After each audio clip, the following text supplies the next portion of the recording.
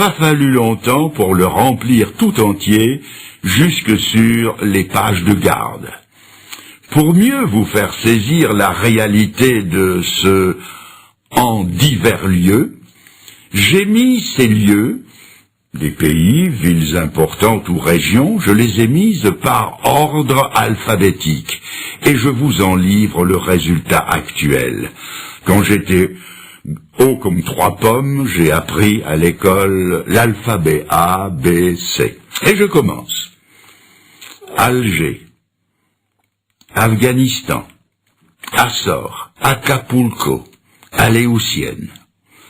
Et puis, Barcelone, Brest, Bad Hersfeld, Bologne, Bogota, Caen, Catanzaro, Cherbourg, Derby, El Asnam, Ebingen, Fairbanks, Fribourg, Florence, le Frioul, Graz, Guatemala, Hawaï, Hualien, Istanbul, Izmir, Java, Juneau, Kurdistan, Kermadec, Klagenfurt, Kobe, Londres, Le Caire, La Louvière, Lisbonne, Mexico, Marseille, Manille, Morlaix, Milan, Nantes, Nice, Nouvelle-Hébride, Oslo, Okinawa, Pérou, Pasadena, Quito, Raguse, Rome, Santiago, San Francisco, Stuttgart, San Salvador, Téhéran, Tokyo, Tunis, Turin, Vienne, Vulcano, Württemberg, Yellowstone, Zélande et Zurich. La Bible va plus loin quand elle nous en parle d'ébranlement. Elle dit que les puissances des cieux seront ébranlées, c'est-à-dire que les démons redoublent d'efforts. La Bible nous dit encore, les nations ne sauront plus que faire, c'est-à-dire que les structures de la civilisation s'effritent et s'effondrent. Elle va plus loin encore et elle dit, il y aura des tremblements de terre en divers lieux, c'est-à-dire que les éléments de la nature se détraquent. Autrement dit, chacun à sa façon se prépare pour le retour de Jésus-Christ. À mon tour de vous demander si vous êtes prêts pour ce grand événement. Quatrièmement, jamais on n'a entendu dire que les hommes aient souhaité des cataclysmes de ce genre. Demandez à ceux qui ont vécu les tragédies du Frioul en Italie, du Kobe au Japon, ou d'Izmir en Turquie, tous vous diront qu'ils ont peur des fléaux de la nature. Et pourtant les jours viennent où des hommes qui ont désappris à lever les yeux vers le ciel, qui ont désappris à prier, vont prier le ciel de leur envoyer des tremblements de terre. Voici ce qu'on lit en Apocalypse 6, verset 12. Quand il ouvrit le 6e sceau, il y eut un grand tremblement de terre. Le soleil devint noir comme un sac de crin. Les rois de la terre, les grands, les chefs militaires, les riches, les puissants, tous les esclaves et les hommes libres se cachèrent dans les cavernes et dans les rochers des montagnes. Et ils disaient aux montagnes et aux rochers, « Tombez sur nous et cachez-nous devant la face de celui qui est assis sur le trône et devant la colère de l'agneau, car le grand jour de sa colère est venu et qui peut subsister ?» Du haut en bas de l'échelle sociale, les hommes tremblent et désirent un cataclysme qui leur offrira un refuge devant celui qui vient. Quels sont ceux qui tremblent et qui prient?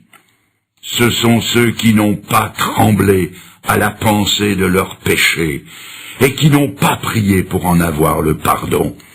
Ce sont ceux qui ont tourné le dos à la grâce de Dieu et qui ont dit non à Jésus-Christ quand il était l'agneau de Dieu qui ôte le péché du monde. En ce jour, par un de ces paradoxes dont se sert l'Écriture, c'est encore l'agneau de Dieu, mais il est animé de sa colère. Et dans leur épouvante, Ils invoquent un Dieu qu'ils ont méconnu pour que la terre tremble, pour que des cavernes s'ouvrent au flanc des montagnes et pour que des rochers tombent et en obturent l'entrée. L'heure J du jugement a sonné, et la terreur est telle que pour la première fois dans l'histoire du monde, les hommes désirent ce qu'ils ont toujours craint. Il y a quelques années au Chili, lors de violentes secousses sismiques, on a vu des hommes se jeter à genoux en pleine rue et demander au ciel d'arrêter le tremblement de terre. Ici, c'est le contraire. Ils implorent le ciel de leur envoyer un cataclysme qui leur paraît plus supportable que d'affronter le juste jugement de Dieu.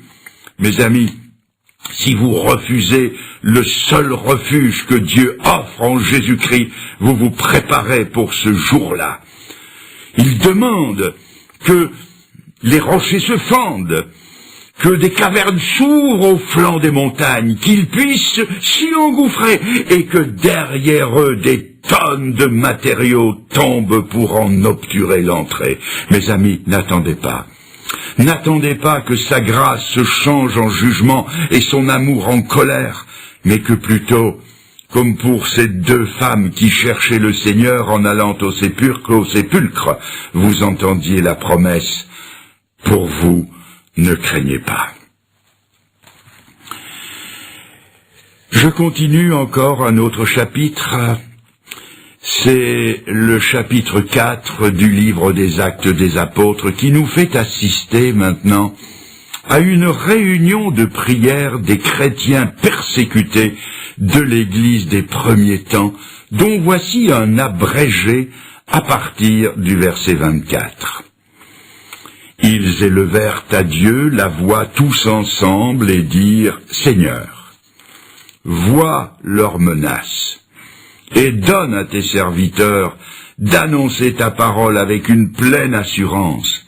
Étends ta main pour qu'ils se fassent des guérisons, des miracles et des prodiges par le nom de ton saint serviteur Jésus. » Quand ils eurent prié, le lieu où ils étaient assemblés trembla. Je répète, le lieu où ils étaient assemblés trembla. Ils furent tous remplis du Saint-Esprit et ils annonçaient la parole de Dieu avec assurance. Le lieu où ils étaient assemblés trembla. Un ami chrétien dont le ministère s'exerçait surtout au niveau de la cure d'âme et qui avait à combattre, comme le dit l'Écriture, contre les dominations, autorités des princes des ténèbres et les esprits de méchanceté dont parle l'Épître aux Éphésiens. Cet ami m'a dit un jour que, comme cela se passe dans les évangiles, un démon avait crié par la bouche d'un possédé. Écoutez bien ça. Quand les chrétiens prient, nous les démons nous tremblons.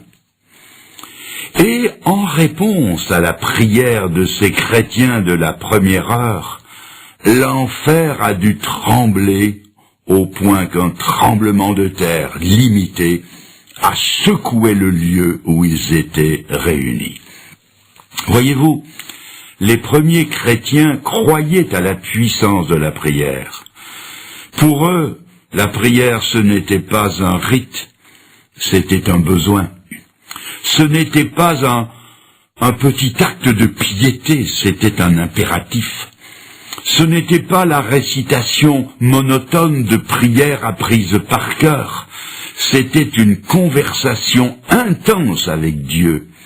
Sommes-nous dès lors étonnés que l'enfer tremblait en profondeur et en surface, et que les premiers disciples sortaient de là remplis du Saint-Esprit pour annoncer la parole de Dieu?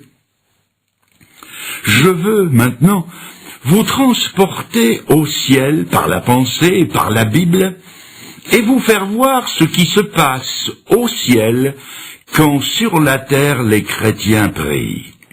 Dans l'Apocalypse au chapitre 8, versets 3 à 5, l'apôtre Jean nous transmet une vision céleste empruntée en partie à l'Ancien Testament. Je lis. Je vis les 7 anges qui se tiennent devant Dieu, et un autre ange vint, Et il se tint sur l'autel, ayant un encensoir d'or. On lui donna beaucoup de parfums, afin qu'il les offrît avec les prières de tous les saints sur l'autel d'or qui est devant le trône. La fumée des parfums monta, avec la prière des saints, de la main de l'ange devant Dieu. L'ange prit l'encensoir, le remplit du feu de l'autel et le jeta sur la terre. Et il y eut des voix, des coups de tonnerre, des éclairs et un tremblement de terre. Dans cette vision, on voit un ange qui représente le seul médiateur entre Dieu et les hommes, qui est Jésus-Christ, selon ce qu'en dit 1 Timothée, chapitre 2, verset 5. On y voit donc le Seigneur qui retransmet devant le trône de Dieu les demandes de ceux qui sont en prière sur cette terre. Avant d'aller plus loin, permettez-moi une courte digression sous forme de question. Quand quelqu'un prie, jusqu'où monte sa prière? Qu'en pensez-vous? Ma réponse va vous étonner et peut-être même vous scandaliser en un premier temps. Les prières les plus ferventes ne montent pas plus haut que le plafond, ou jusqu'au premier étage, avec le risque d'importuner les voisins si vous priez fenêtres ouvertes et à tue-tête. Maintenant, ne me prenez pas pour un mécréant avant de m'avoir écouté jusqu'au bout. Si vous regardez bien le texte que je viens de lire, vous verrez que ces prières sont, et je souligne, sont alliées au parfum de l'ange devant Dieu. C'est-à-dire que nos prières ne parviennent jusqu'au ciel que si elles sont alliées au parfum des perfections de Jésus-Christ, qui est notre seul représentant devant Dieu. C'est pourquoi, dans le Nouveau Testament, comme aussi dans toutes les églises évangéliques du monde, chaque prière est ponctuée du « au nom de Jésus-Christ ». Ce n'est pas là une formule magique, c'est la foi en la valeur de l'unique médiation de Jésus-Christ.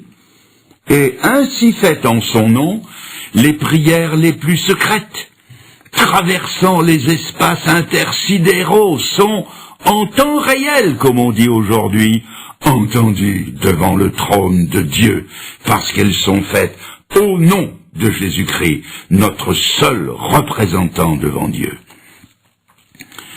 C'est ce qui s'est passé en Apocalypse 8. Et la réponse est venue sous forme de voix, de coups de tonnerre, d'éclairs et d'un tremblement de terre. C'est ce qui s'est passé en Acte 4, évoqué plus haut, où le lieu où ils étaient assemblés trembla, où ils furent remplis du Saint-Esprit. C'est ce qui s'est passé en Acte 16, où, dans la sombre prison de la ville de Philippe en Grèce, Paul et Silas, battus jusqu'au sang et enchaînés, priaient et chantaient les louanges de Dieu. Et en réponse à ces prières, non seulement l'enfer a tremblé, mais un tremblement de terre a secoué la ville, au point que les chaînes des prisonniers se sont descellées, et que les portes de la prison sont sorties de leurs gonds, et qu'en finale le geôlier, toute sa famille, et tous ceux qui étaient avec lui dans sa maison se sont convertis au Seigneur. Quelqu'un me reprochera peut-être d'évoquer des faits réels, peut-être, mais dépassés et n'ayant aucun équivalent dans notre monde d'aujourd'hui. Quelqu'un dira ou pensera que je suis vieux jeu et poussiéreux comme une salle de musée. Peut-être même que quelqu'un ironisera en me posant une question pertinente en rapport avec le sujet traité, et me disent, si je suis un jour incarcéré à la prison la plus proche, et ici je pourrais invoquer, puisqu'on est à Paris, la prison de Fresnes, et que du fond de ma cellule, je me mets à prier Dieu pour que, comme vous le dites, au nom de Jésus-Christ, les portes de la liberté, est-ce que ces portes de la liberté me seront-elles ouvertes par un tremblement de terre? Et vous me dites, c'est bien